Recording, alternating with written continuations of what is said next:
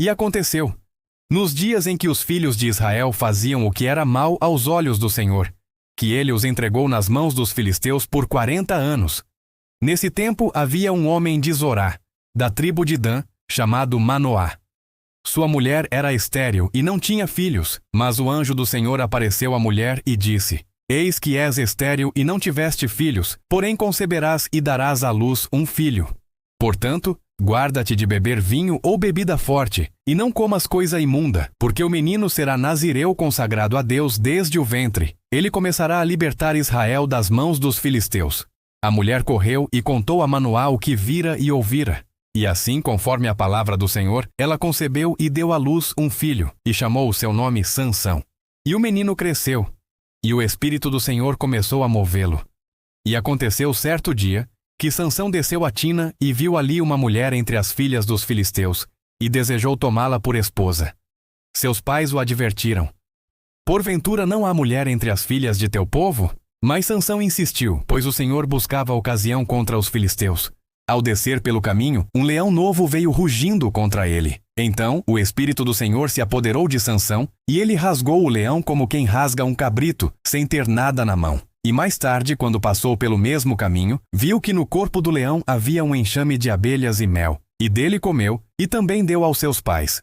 Assim começaram as façanhas de Sansão. Certa vez, tomado pelo poder divino, feriu 1000 homens filisteus com a queixada de um jumento, e clamou: Com a queixada de um jumento amontoei 1000 homens. E depois, sentindo sede, clamou ao Senhor, que abriu uma fonte, e Sansão bebeu, e o seu espírito reviveu. Por 20 anos julgou Israel nos dias dos filisteus. Mas, apesar de sua força, Sansão tinha uma fraqueza: o amor.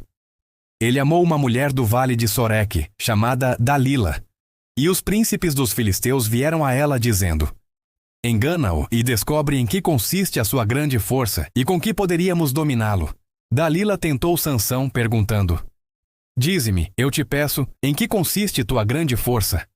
E Sansão a enganou várias vezes, dizendo que seria enfraquecido se fosse amarrado com cordas novas ou tranças tecidas. Mas, por 3 vezes, ele quebrou os laços como fios queimados, e sua força permaneceu. Então Dalila o importunou todos os dias, até que a alma de Sansão se angustiou até a morte. E ele lhe revelou todo o coração, dizendo: Nunca passou navalha sobre a minha cabeça, porque sou nazireu consagrado a Deus desde o ventre de minha mãe. Se me raparem o cabelo, minha força se apartará de mim. Dalila, percebendo que lhe dissera toda a verdade, fez dormir Sansão em seus joelhos, e chamou um homem para lhe rapar as 7 tranças da cabeça. E o Espírito do Senhor se retirou dele.